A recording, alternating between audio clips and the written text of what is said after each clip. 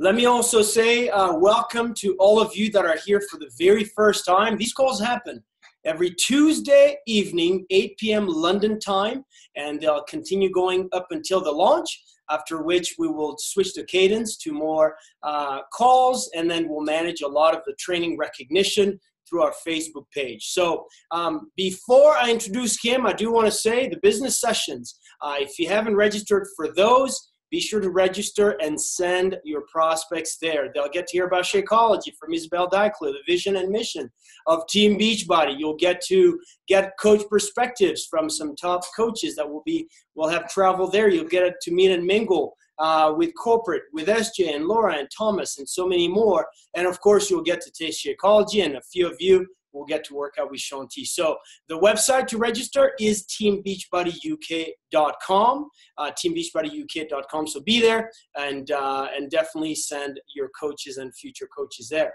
And the last thing, again, just by way of reminder, for those of you that are just tuning in, we have a UK market update Zoom in 2 days, this Thursday at 8 p.m. British Standard Time, London time, so be sure to tune in. SJ will be posting more details on that. I'm going to go ahead and unmute my good friend, Mr. Kim Carver, and do a quick sound check. Do we have Kim on? Can you hear me okay? We can hear you loud. The light was going out, so I had to switch to my window here, so hopefully the light looks okay. Well, Kim, you look great. You sound even better. You know, I appreciate that. I'm battling a little bit of a head cold, but I figured I wasn't contagious over Zoom, so we could still do this. It just adds to the bass of your voice. So I have a good radio voice right now. You do. You look good too. You don't have a radio face. So let's jump right in. I have a knack for making Kim really uncomfortable. So let me just introduce Kim. Kim is our executive director of field training. He's just an incredible human being. For those of you that have heard him speak, you can attest to that. He's in charge essentially of anything that relates to the field from a training perspective. You've heard of the first 30 coach basics, any kind of best practice on what works the best for coaches. That's what Kim and his team do. Any kind of broadcast he's over. So the National Wake Up Call, the surges, planning the training around Summit, regional events. Kim is in charge of that. He's been a great addition to the team. You're going to see Kim for the next 3 weeks, and he's going to really give us a good understanding of what you need to do and how you need to prepare as a coach. So, Kim, great to have you. All right. Well, you probably should have told us to be 3 weeks in a row. You might have declining viewership over the next couple of weeks here. But, no, I'm excited to be here, you guys. I'm super excited for our business in the United Kingdom to get things going out there and have a part here in helping you guys get ready. I know a lot of you on here are coaches or ready to become coaches, and I'm going to talk to you kind of that way. But even for those that aren't, just to give you an idea of a little bit who we are, how we do what we do, why we do what we do. And so today I want to talk about the 4 vital behaviors. And that will be the topic of what I cover. But I want to introduce it, maybe if I can, this way. You know, one of the an analogy I heard not too long ago, actually about a year and a half ago, 2 years ago, was it dealt with sprinting and the fundamentals of sprinting and how important they are. And when you talk to people in the world of sprinting, they will tell you really that there's really 2 things, okay, that matter most: stride length and frequency. And how quickly and how effectively and how professionally someone can execute on those 2 fundamentals is what determines how fast they go, okay? And so when you talk to coaches or people that are in that world, they're absolutely focused and completely committed to those key basic principles, right? That how can I increase my stride length? How can I increase my frequency? And everything they do is to help those things. Well, what does that have to do with us? Well, the funny thing is if you were to ask me before I learned this about what the fundamentals of sprinting would be, I probably would have said something about arm motion or maybe poise or position. And all those things probably are related to the fundamentals, but they're not the fundamentals. And really, when it comes to doing what coaches do, there are some key fundamental things that we have found time and time again to be at the core of success. Now, that doesn't mean it's everything. No, it doesn't mean it's everything. But what it means is that a coach's ability to master these 4 key areas, what I would call them the 4 vital behaviors, really is at the root of their ability to be successful in coaching. In fact, one of the things that I find most common with coaches, especially when they get started in their first year or 2 of business, is that they tend to overcomplicate things. And the reason is kind of a couple-fold. First of all, they don't know any better. Second of all, they tend to get really impatient with the process. They tend to get preoccupied with shortcuts, finding the shortcuts. And the biggest thing that I could tell you, coaches, as you get started here, is forget about the shortcuts and just learn the skills. Learn the skills of successful coaching. And that's where, again, the 4 vital behaviors come into play. We got these vital behaviors over years and years and years of working with some of our most successful coaches and finding at the very root, what were the things that they were doing? What were the activities that they were engaging in? And then if you take those 4 vital behaviors then and you build a business plan, action plan around them, that's really how you'll be successful with this. So what I want to do today is go through these real quick. Now, just to give you a little bit of context here, typically when I go out, I'll do live trainings on the 4 vital behaviors where we'll go through and do a lot of role playing and best practicing, and we'll really dive deep into the topics. And those live trainings are usually about 3.5 hours long. So obviously, we're not going to do them all here. The purpose today is to have me maybe introduce them to you and give you a couple things that you can maybe start to think about or wrap your head around as you get prepared for things to launch next month. So let's get started here. Excuse me, like I said, I have a little bit of a head cold, so if I'm coughing or sniffling a little bit here, forgive me for that. So we're going to get started. The 4 vital behaviors. The first vital behavior is be proof the products work. What I'll do is I'll make sure our No actually sends out a post to the page. We have some tools that explain these, so our No, I'll make sure we can get those posted so they can go download these, okay? They'll give like an overview, so you don't need to necessarily write down what I'm saying. I'll give you all that information. Any thoughts or impressions, that's what you want to take notes on here, all right? So anyway, 4 vital behaviors. The first one, be proof the products work. Why is that a vital behavior? Why would being proof that the products work be so important to your business? But when I ask coaches that, a lot of the questions a lot of the answers I get are what you would probably expect, right? Credibility, right? If my network sees me using the products and getting results from the products, I'll be more effective at being able to promote those. They'll talk about even just the ability when people see the results that I'm getting, it creates curiosity or it creates belief that they can do it too, or that the products will actually work for them. A lot of coaches will also mention that being proof that the products work, one of the biggest benefits they have as a coach is it helps them stay accountable to their own workout and their own fitness programs. And I think that that's really imperative. One of the things that I think that you'll find as a coach is that you have to take care of yourself first. Getting your workout in, feeding your body appropriately, using Shakeology to help make sure your body's getting the nutrition it needs, taking care of yourself first is very, very important, okay? Taking care of yourself first enables you to be your best self for other people. And that's why being proof that products work is so important. It will generate those conversations. It creates opportunities for those things. It gives you the experience that you need to be able to talk in a credible way about the products we have. But I'm gonna list one more at the very end here that maybe you wouldn't expect. But to me, in the 3 years that I've worked with Team Beachbody, I think that this is one of those little secret parts of our secret sauce, if you will, that makes us successful. And that is discipline. There's a book I read about 1.5 years ago called Take the Stairs. And the premise of this book is all around the role of discipline in people being successful. And one of the premises that it talks about is that successful people tend to succeed in pretty much most facets of their life because success tends to be rooted in the ability to discipline oneself. And it makes the statement that you don't need self-discipline to do the things that you like to do. You need self-discipline to do the things that maybe you don't like to do or that are out of your comfort zone or that don't feel natural to you, but you know that are required for your success. And people who have self-discipline have the ability to understand that. And so instead of running from those things, minimizing those things, ignoring those things, they face those things head on. They develop competencies in those things that maybe they don't necessarily like. And they may never get to the point where they like them. Some do, but they may never get to the point where they love them. But they get to the point where those things are not working against them anymore. What does that have to do with being proof the products work? Well, let me tell you something right now. One of the most important things a coach can do at all times is be doing a program, a complete program. Because the discipline it takes to stick to a workout program, to maintain themselves disciplined to an eating program, clean eating, portion control, things like that. The discipline that it takes to do that, to take care of oneself, has a halo effect in other areas of their lives. I can promise you, one of the best things that you can do as a coach to increase your self-discipline is to do our programs. That discipline to do that will help you be more disciplined in doing the things you need to do to be successful as a coach, okay? The halo, discipline has a halo impact in your lives.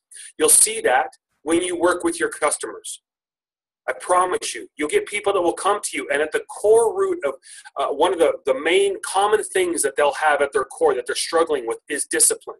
And that's the reason why we have a challenge group, why we have challenge packs, why we have this structure in place, because in that environment, they have the opportunity to start becoming more self-disciplined in what they're doing as far as taking care of themselves.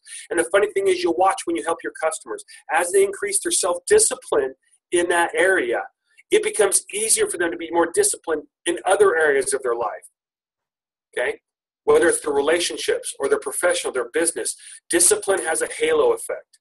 And so being proof the products work not only helps with all those other pieces, but for you coaches, the ones that are going to coach and need the self-discipline to be a good entrepreneur and do the things whenever you don't have a boss or a manager or the structure of a 9-to-5 job, when you need that self-discipline, that discipline will increase as you be proof the products work.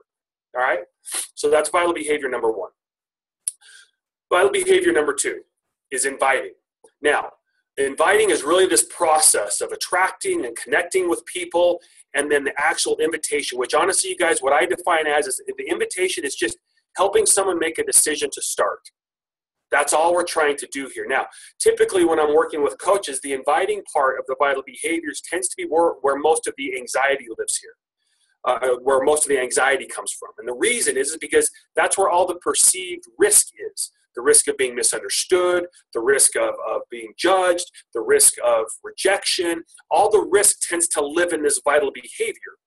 And so when we talk about self-discipline, where a lot of you are going to need the greatest self-discipline is in this vital behavior, okay? But the funny thing is, if you really look at where the greatest rewards of your business will come from, having a positive impact in somebody's life, leaving this legacy behind through your business, the financial rewards that come from coaching, all of those things, they also live in this vital behavior, inviting. And so in my experience, when it comes to inviting, the biggest headwind is that people tend to, well, instead of biggest headwind, the most common stumbling block, if you will, is that they tend to overcomplicate the invite.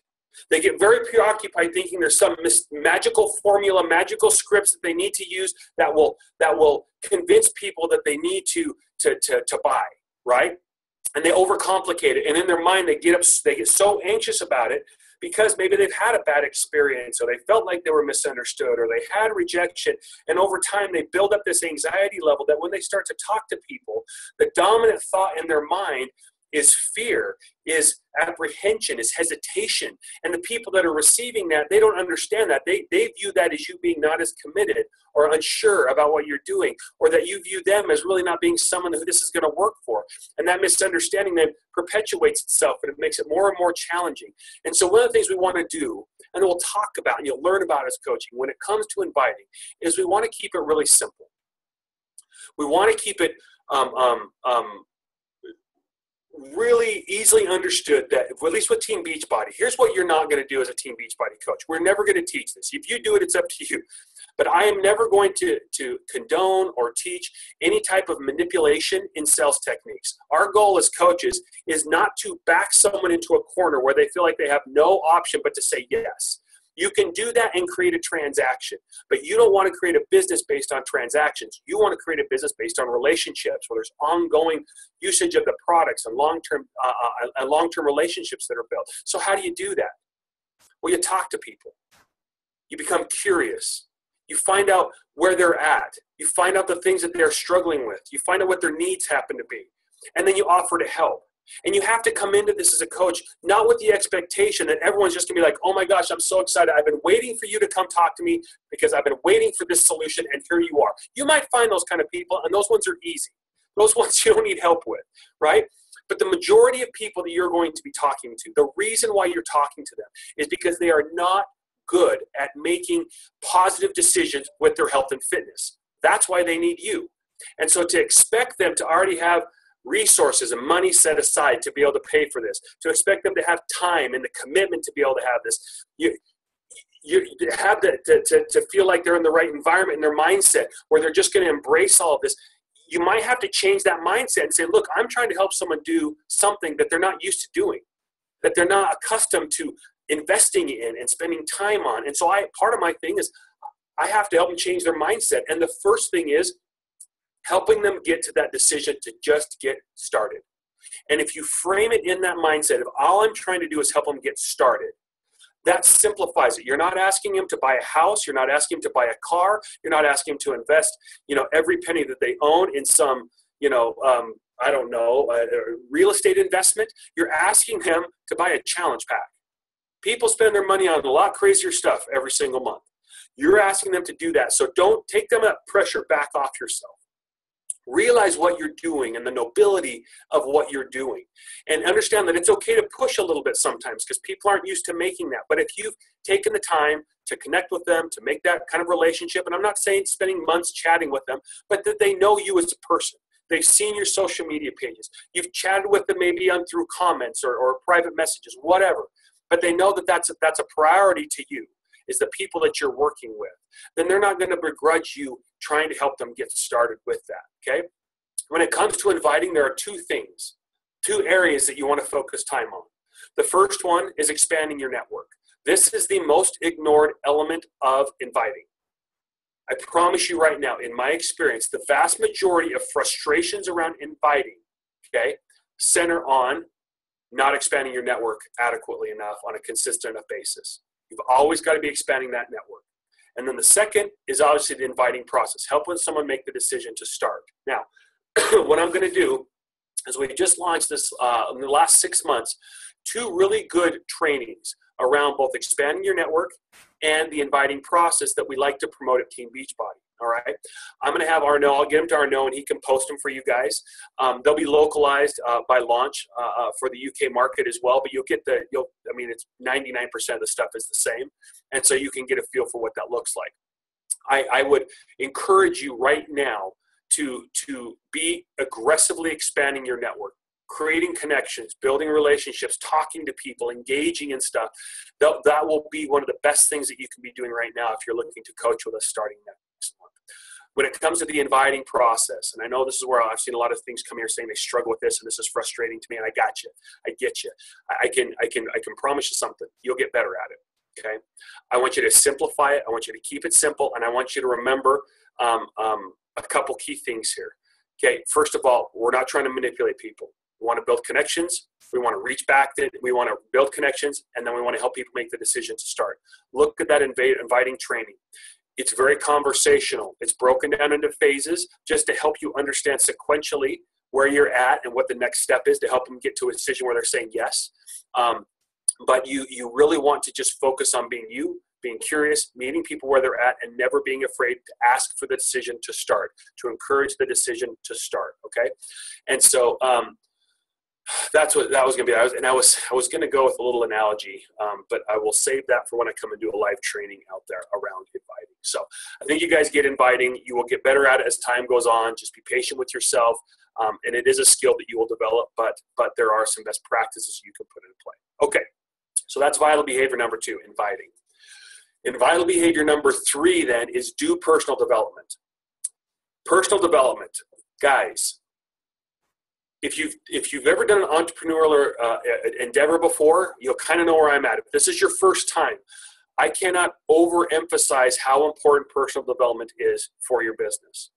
It will be one of those things that you'll have a hard time connecting exactly, I did personal development and this happened, but you will know when you've done it consistently and then you stop doing it, you will feel the difference. And if you've never done it consistently before and you start doing it, you will feel the difference, okay? And so when it comes to personal development, understand a couple things. You are your greatest business investment. A lot of times right now, I know you're spending time on getting to training and reading things and getting connected, and all that is very, very important. But if you're not also getting in the habit of building and developing yourself, you're going to be deficient in that area, in a key area. All right. In this business model that is so relationship based and so that is so reliant on you and your abilities to connect with people and talk with people, it also can be very emotionally draining. It can also be somewhat lonely at times. It can feel a little disconcerting. Because you're not in an office environment. You don't have a boss or a manager. You don't have those structures that so many people get comfortable with in traditional employment. Personal development helps with that. It helps you be the best version of you. It helps encourage you to keep driving forward. It helps you push through obstacles. It helps keep your mind centered on the things that matter most. You have to know how to lead yourself first before you can effectively lead other people. All right, you guys? It's like, I heard this analogy several years ago, and I don't know if these prices are right, but the illustration is correct. The speaker that I was watching, he held up a bar of iron. It's about this big. And it was only about this thick. And he said, here's a bar of iron. How much do you think this bar of iron costs? And everyone kind of raised their hand and guessed. And he said, well, it costs $5 US. And then he held up some horseshoes. And he said, this same bar of iron made these horseshoes. How much do the horseshoes cost? People guessed. He says, well, it's $50. Same iron, $5 to $50. What's the difference? It took everyone a second, but they were like, well, someone came and took the iron and shaped it and created something more useful out of it. He's like, correct. Then he brought up this needle. And he said, with that same bar of iron, you can create, I don't remember, it's like 20,000 of these needles right here. Okay, and he held these little needles. And all of those needles combined are worth $5,000. Same iron. What's the difference? And now we were trying to kind of pick up on it. And he didn't wait for us. He said, then he brought up this little teeny spring. It was about this big. And he said, that same bar of iron can make about 100,000 of these little springs. And these little springs are what they use to wind fine handmade Swiss watches. And all of those springs together have a value of about $500,000. Same bar of iron. What's the difference? The difference is the amount of time that was invested into that bar of iron. The amount of time that was put into that bar of iron to make it better, to refine it, to continue to have it grow. One of the things that you'll find as coaches, one of the greatest opportunities is this refinement that you have, okay?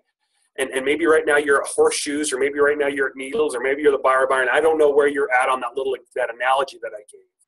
But I do know that as you continue to work and to develop yourself, that things that you bring to the table are more valuable, that you become more valuable, that you become more competent, more able. And it is absolutely critical. The reason is, in my experience, is that life turns on the small decisions that you make. Sometimes we can get really preoccupied on the big decisions that are coming. We see them coming, we focus on them, we try to prepare for them, or sometimes they just show up and we get really preoccupied with them. But when you look at really what has the greatest cumulative effect on our life, it's those small, quiet decisions that we make. I was doing some research on this just this past weekend for a presentation I gave. And depending upon your source, they say that in any given day, a person makes between 10,000 to 30,000 choices every single day. Choices that are at least somewhat conscious decisions. Most of them are unconscious enough that we're not really aware of them, but they're these little decisions that we make every single day. And the funny thing is when your mindset isn't aligned to the direction that you want to go, those choices tend to push you in the direction that you don't want to go. And so when we talk about, again, personal development is one of the ways that we align those small choices that we make every single day to the direction that we want to go. So it's pushing us in that direction. And we don't know why. We can't put our finger on why, but our mindset is aligned to our goals, to the things that we want. And those choices then tend to line up behind that. Our choices tend to support that. And all of a sudden, the cumulative impact over time of all those choices tend to get us in that direction that we want to go. So Personal development, very, very important. I'll get people ask me from time to time. They'll say, "So what are you reading right now?" So I grab some things. Hold on. This has been the books I've read so far this year for personal. I'll start this. So I'll start with my favorite one that I've read so far this year is this book called Grit. I love this book. I think for anyone who's doing anything like what coaches do or anything else, this book has impacted me not only that way, but also how I think about how I raise my kids, et cetera, et cetera. So Grit's a great book. I always read these two books at least once a year: How to Influence and Influence People and The 21 Irrefutable Laws of Leadership. Those are two of my just kind of standard. I read them all the time. I also read Smarter, Better, Faster. It's a pretty good book this year. Go Give or Sell More was a really, really good book. Especially it really aligns up well with our approach to inviting. So if you're struggling kind of with inviting and how to do that, this is a really good one to read. Emotional Intelligence, we got a post-it on here. I read this one right here. It's just good to kind of help understand other people and how other people think, including how you think as well. The 12-Week Year was a good read. I just finished The 5-Second Rule by Mel Robbins. And right now, the one I just barely started yesterday is The Obstacle is the Way. Now, why do I show those to you? Well, I'm not some, I'm not, I guess what I'm trying to show is that it's important to me. It's not just something that I say, but it's something that I live and something that I really, really believe in. And I read all those books. I read about 15 minutes every single morning before my day starts. That's how I can go through those books. I highlight them. I take notes. I have a thing on my computer where I jot down thoughts and impressions and ideas from each one of them so I can quickly go back and refer to them. And so that's what I do. If you're looking to start anywhere, again, talk to your coach if they've got some recommendations for you. And if you'd have nowhere else to start, I would start either with Go Give or Sell More if you're curious about inviting, or that book Grit that I talked about. Okay. Last vital behavior. Vital behavior number 4 is recognize. Okay. It's all about recognition. When it comes to recognition, to me, this is one of those competitive advantages that coaches have in their business over all kinds of other solutions. You know your customers. You know your people on your team. You have the chance to help celebrate meaningful accomplishments for them. In fact, that's how we define recognition, is celebrating any meaningful achievement or event that is aligned to the direction that we're trying to go or the goals that we're trying to achieve. And I know one of the things that some of you are going to think about is you're going to say, well, I'm just getting started as a coach. What can I recognize? And the thing that I always push back on that is, well, let's think more strategically. Okay? It isn't about necessarily what's right or wrong as far as recognition. It's about what you want to reinforce, right? So if you look at your goals, the things you're trying to accomplish, what are some ways that you can use recognition then to reinforce those things? One of the things you want to make sure you do as coaches to really leverage this strategic advantage is to use recognition strategically in your business, to celebrate. Hey, you know what? When you're getting started, you might celebrate when people make the decision to start and to join a challenge group. You might celebrate when someone makes a decision to start coaching and you welcome them to your team. You might recognize people when they show up, every day in a week for a challenge group. You might recognize a coach who has the courage to extend their first invite, even if it wasn't successful, right? They had that first conversation. There are so many options when it comes to recognition. You just have to get used to thinking strategically. One of the things, like when I talk to Arnaud and SJ and Thomas, we talk a lot about the culture of Team Beachbody. And one of our big desires is to help make sure that you guys kind of understand and can feel that culture and can take that culture and bring it into your businesses. And, give it your own unique flavor and taste, but you can bring that into your business. And one of the best ways to do that is through recognition. When you're creating culture, the things that you celebrate together as a team or the things you celebrate in that group are really what convey the things that you value. And the things that you value are really what drive or the underpinnings of your culture. And so recognition is really, really important in driving that. There are always things that we can be recognizing for. So let's, as you're getting started, think through what some of those pieces are. Yes, let me answer a couple of questions here real quick. I know they're coming in. I'm just rambling here 100 miles an hour. Look, you got them all listed. I really like the audiobook option as well. I listen to some when I drive when I'm flying, but I like to also read because I like to take notes and highlights. So a couple things real quick I wanted to do to wrap up here. So those are the 4 vital behaviors: be proof the products work, invite, do personal development, recognition. Okay, so what now? Well, I would encourage you to go and to talk to your coach about the 4 vital behaviors. If they haven't talked to you already, chances are, they've kind of outlined how those dovetail into some daily actions. Okay, and hopefully this helps give a little more context behind some of that. If you don't have a coach that you can talk to, or even if you do, I would encourage you to go through and check out the training materials that either Arnaud or SJ or Thomas will post for you guys with this, that just kind of walks through what the 4 vital behaviors are, but specifically around expanding your network and then the inviting process, as those tend to be, again, the areas where the people have the most anxiety. And we want to get a head start on that, especially to expanding your network. And then the last thing I would say is make sure that you're engaging in some form of personal development right now. Start filling your well right now, so that as you jump into this business, you already have this wealth of emotional energy and strength that you can draw from as you get your business started. You guys, the 4 vital behaviors work. We just are in the process of kind of doing some surveying, some looking at some of the best practices of our most successful coaches this year, the ones that are having the greatest increase in income year over year and just doing really well. And one of the questions that we asked them are the 4 vital behaviors still relevant to you? And are there any that we're missing? And to a person, they've said, yes, they're absolutely more relevant. The people who do the vital behaviors every single day are the ones that are having success on my team. And the people that really don't just go through the motions, but they really try to take those 4 vital behaviors, to make them their own, to embrace what they are, to center their time and their energy around those 4 vital behaviors, again, keeping it simple, are the ones that tend to get the traction and tend to be the ones that are having the most success. The only other thing to add to it, honestly, is consistency. And I don't know if consistency is a vital behavior yet, but we'll talk about it. But they talk about the importance of doing them consistently. So the 4 vital behaviors work, you guys. And I know that if you will put them into play for yourselves and will leverage them, that they'll work for you as well. So Arnaud, maybe what I can do now is I'm happy to just stay on and take questions, or I'm happy to do whatever I can do to help from here. Excellent. Well, listen, we usually try to keep these within 30 minutes. It looks like we right on time as far as 30 minutes. If there's any questions, now is the time. I think some of the questions were the list of books that you shared, which we posted those there. I'm just scanning through. I think we're all set. Okay.